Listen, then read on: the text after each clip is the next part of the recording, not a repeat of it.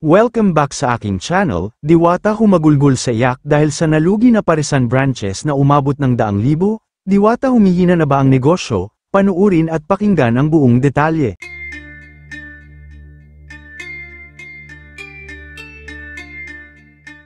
Mukhang unti-unti na ngang nalulugi ang parisan ng sikat noon na si Diwata na dinudumog ng mga tao noon, dahil sa kanyang pares na sumikat. Ultimong mga sikat na artista at mga social media influencer ay dinadagsa ang parisan ni Diwata, dahil nga sa pagiging popular niya at dahil na rin sa masarap at murang pares niya na may only rice at soft drinks pa. Kaya naman ganun-ganun na lang ito dinudumog ng mga tao, dahil sa abot kayang presyo, at dahil na rin sa pagiging sikat ni Diwata.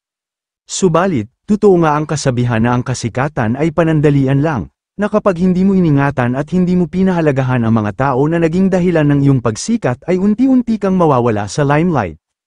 At dahil nga sa lakas na ng impluwensya ng social media ngayon, ay madali na rin nababantayan ang mga kilos mo, at madali ka na rin mahuhusgahan ng tao, lalo na't kapag nagpakita ka ng hindi magandang pag-uugali, ay agad kang huhusgahan.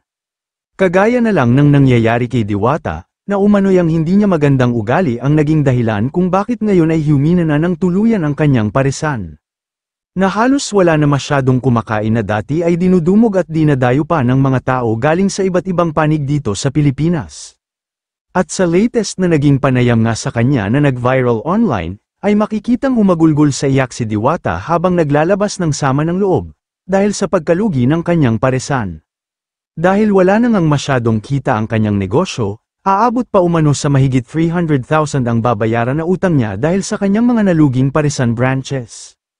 Sa isang panayam, sinabi ni Diwata na wala umano siyang kinita sa nasabing mga parisan ngunit pagbabayarin pa rin siya ng daan-daang libong piso dahil sa mga hindi nabayarang upa at kagamitan. Sa ngayon kung makikita ang parisan ni Diwata ay ibang-iba na ngayon, kumpara noon na halos hindi na mahulugan ng karayom ang kanyang parisan, dahil sa dami ng tao na kumakain at nagtsatsagang pumila para lang matikman ang kanyang pares overload at makita siya ng personal. Well, isa sa nakikitang dahilan ng mga tao, kung bakit mahina na ang negosyo ni Diwata, ay ang hindi naging magandang pakikitungo nito noon sa kanyang mga customer, na galing pa sa iba't ibang malalayong lugar. Siguro kung nanatiling humble daw si Diwata at naging mabait lang sa mga tao, ay baka tangkilikin pa rin ang kanyang negosyo. Well, ang aral lang na makukuha natin dito, ay maging mabait at maging mapagkumbaba sa lahat ng oras. Tandaan, ang kasikatan ay lumilipas, pero ang respeto, paghanga at pagmamahal ay kailanman ay hindi mawawala, lalo na't kung napakitaan mo ito ng maganda at maayos. Kayo mga ka-showbiz, anong masasabi nyo sa ating showbiz topic ngayon? Kung may opinion kayo ay magkomento lang kayo sa aking comment section.